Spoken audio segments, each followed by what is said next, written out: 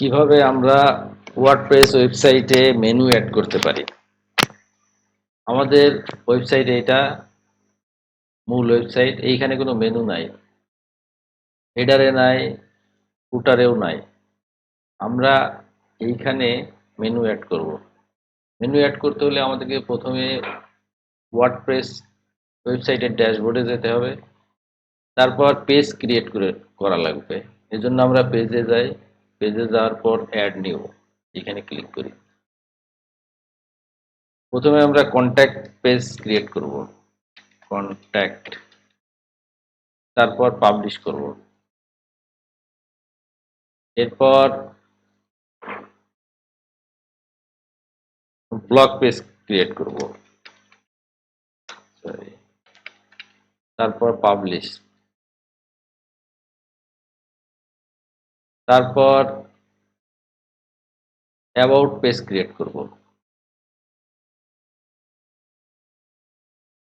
About, sorry, ABO, about page create করব।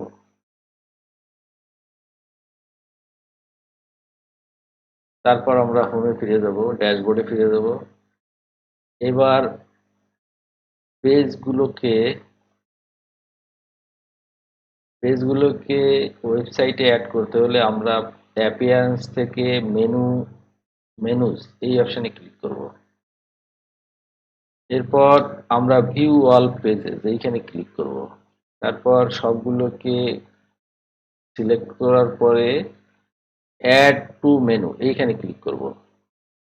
তারপর আমরা ব্লগ পেজটাকে হোম পেজের পরে নিয়ে যাব।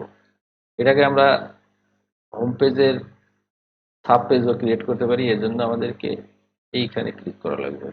তা আমরা ব্লগ পেজটাকেও মেন পেজ হিসেবে ব্যবহার করব। এরপর প্রাইমারি মেনু অপশানে ক্লিক করে সেভ মেনু এইখানে ক্লিক করব। আমাদের মেনু সেভ হয়েছে, আশা করি।